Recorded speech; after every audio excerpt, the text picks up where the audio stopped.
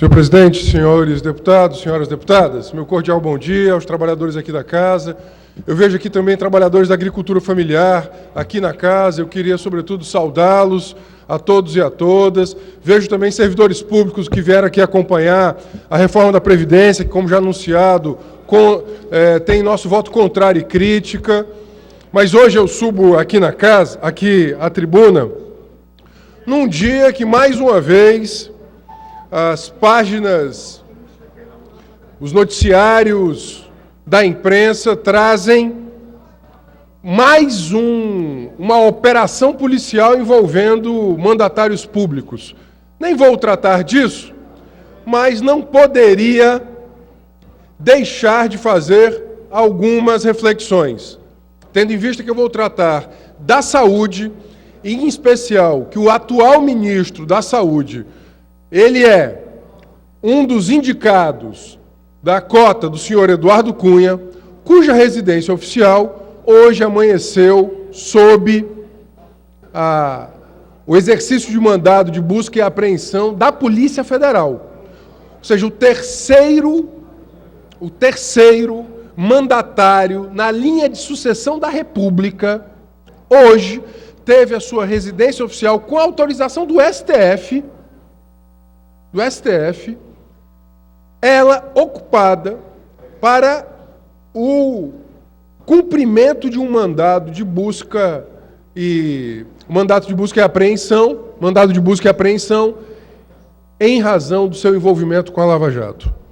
Qual é a relação? E me parece que não sei quem é que nomeia as operações da PF, mas batizar essa operação de catilinária, sem dúvida alguma, é de impressionante propriedade.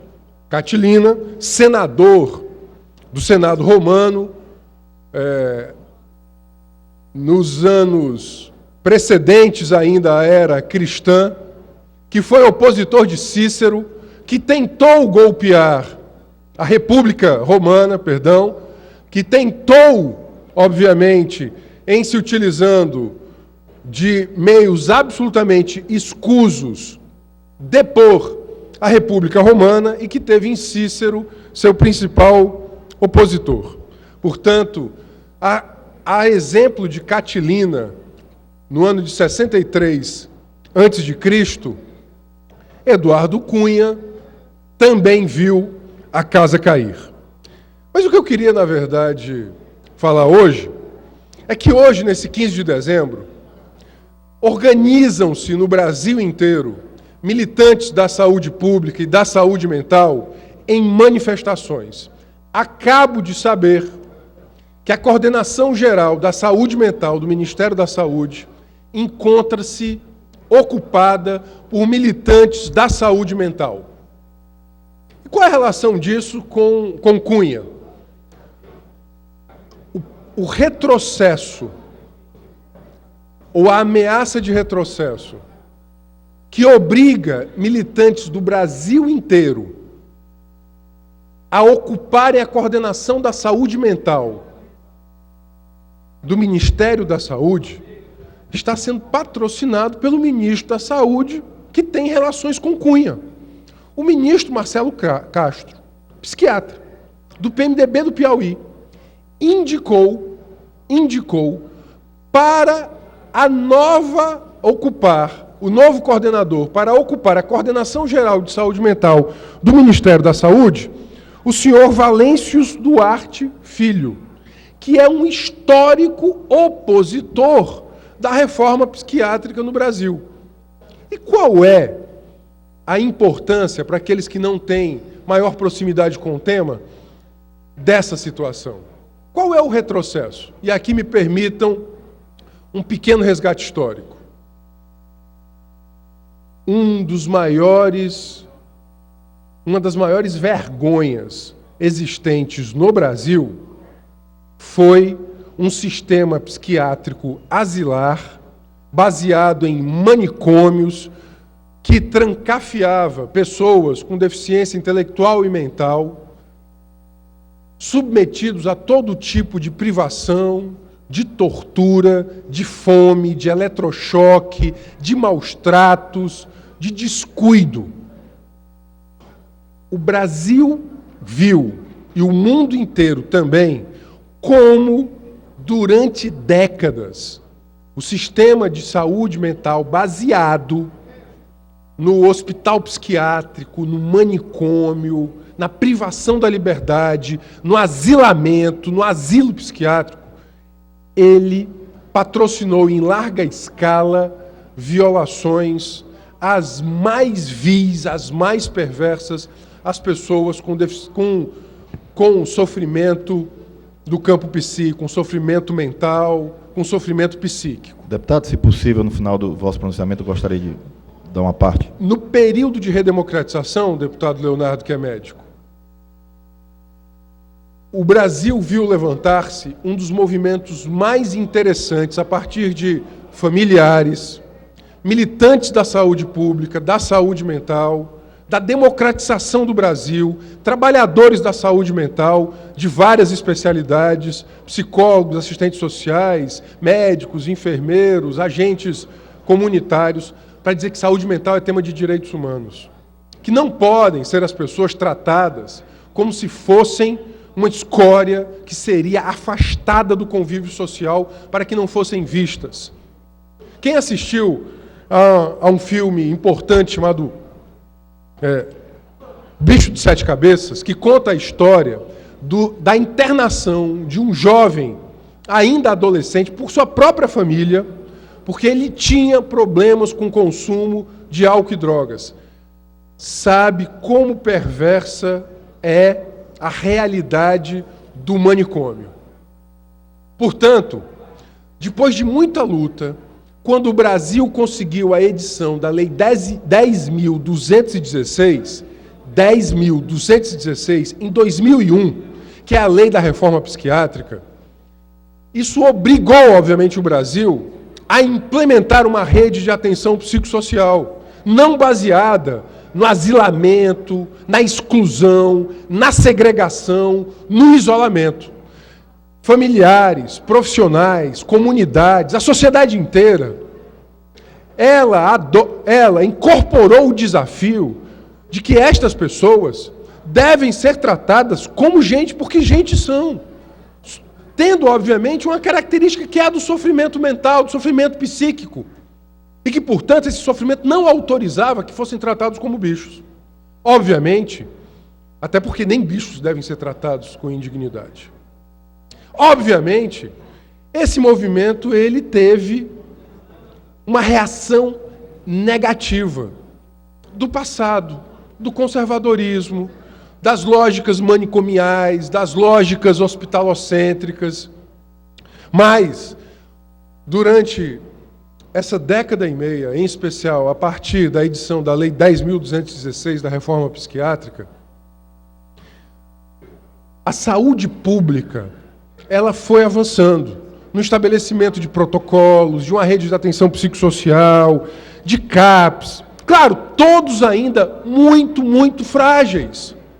A rede de atenção à saúde mental aqui no Ceará é muito frágil. O número de CAPs, o número de unidades de acolhimento associadas à saúde, associada a RAPs. Nós não estamos dizendo que está tudo bem. Nós não estamos dizendo que as pessoas que hoje, porventura, procurem um CAPS AD, esse CAPS estará lá, aberto, inclusive com os profissionais concursados, remunerados, formados em número para dar conta da demanda. Mas não podemos autorizar, em nome da pequena política, a volta ao passado.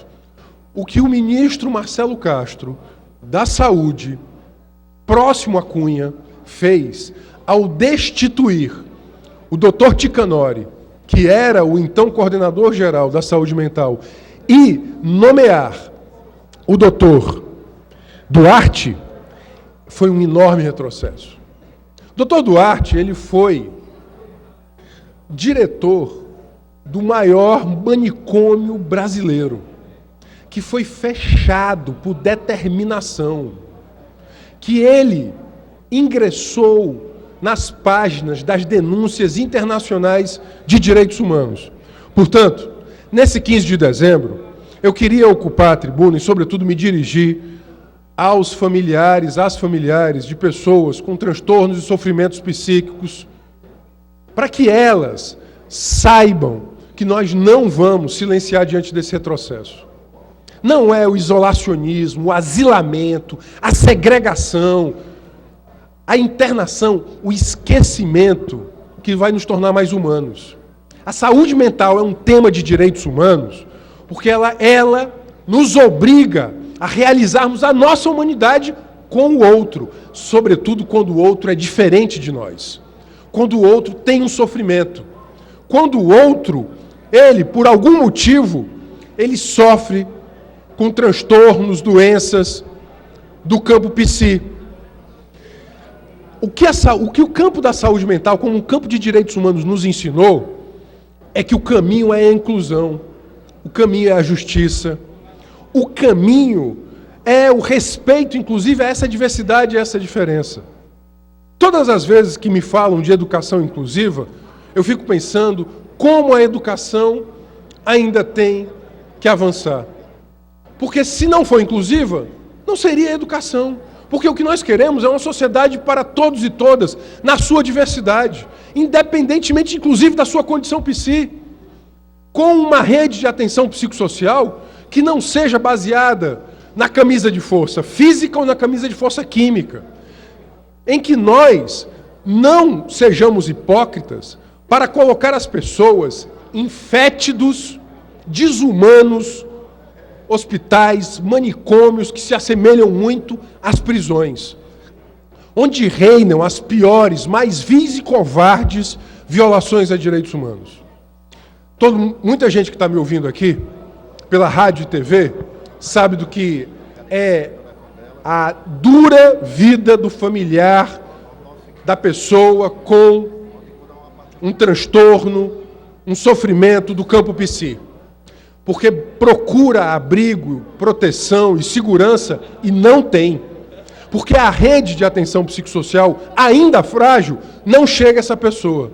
Mas nós não queremos regredir.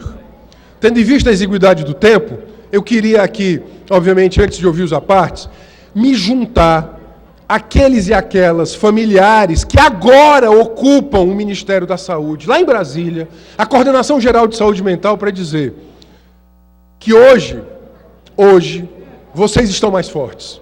Porque aqui do Ceará, e eu sei que de todos os recantos do Brasil, haverá vozes ao lado de vocês.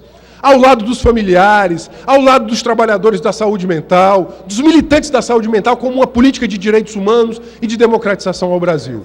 O Brasil não pode, no século XXI, conviver com uma instituição medieval que é o asilamento manicomial. Deputado Leonardo Pinheiro. Deputado Renato Roseno, eu fiz questão de aparteá-lo porque eu considero a importância que o tema de Vossa Excelência traz muito grande. Posso dizer que tenho uma experiência na área. Fui médico no CAPS de Có, fui médico do CAPS de Morada Nova e tive um contato muito grande, um contato muito contínuo, por um bom tempo, com as pessoas que têm esse sofrimento mental. E o tema que Vossa Excelência traz é preocupante, porque a questão da reforma manicomial, que foi adotada no Brasil há alguns anos atrás, já é uma tendência mundial há muitos anos. Realmente, as instituições que albergavam os doentes mentais eram praticamente instituições medievais. E a tendência, por isso que se fez essa reforma, era do paciente cada vez mais piorar, porque as pesquisas mostram muito claramente que o doente mental tem uma chance muito maior de recuperação se ele estiver perto de sua família, se ele estiver convivendo na sociedade. No momento de crise, aí sim que ele pode precisar ser internado, ele tem que ser internado no hospital geral. Essa é a conduta de todo mundo hoje.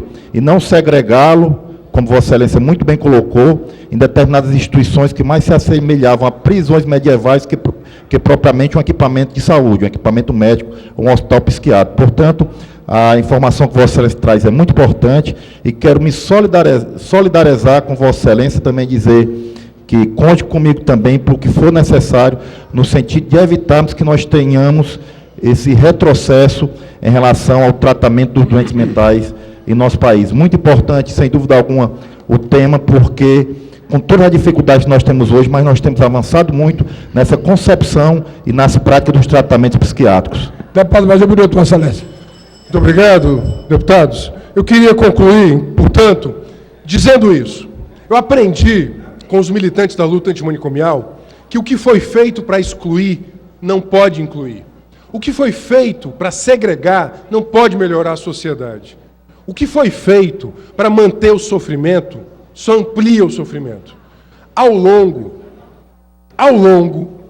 da história da humanidade, o asilo ele teve não só uma utilização médica, mas uma utilização política.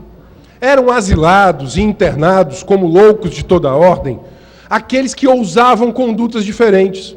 As mulheres que queriam a liberdade, que queriam ler, no início do século XX, mulheres que queriam ler eram internadas em manicômios. Opositores políticos, pessoas de orientação homossexual, pessoas que ousavam condutas diferentes. Portanto, o asilo é uma instituição de exclusão social e política, não é só uma instituição médica. Portanto, eu queria aqui me somar à dor dos familiares e a esses pacientes, seres humanos, para dizer que, sem dúvida alguma, os retrocessos e os reacionários não passarão. Nós queremos a exoneração. Por favor. Nós queremos a exoneração do Dr. Valêncios Duarte, sobretudo porque ele chega lá, a partir de uma indicação do ministro Marcelo Castro, próximo a Cunha, sobretudo no dia que Cunha viu a casa cair. Portanto, repito, aquilo que foi feito para excluir não pode incluir. Toda a nossa solidariedade e apoio aos militantes da saúde mental e da luta antimanicomial. Um abraço.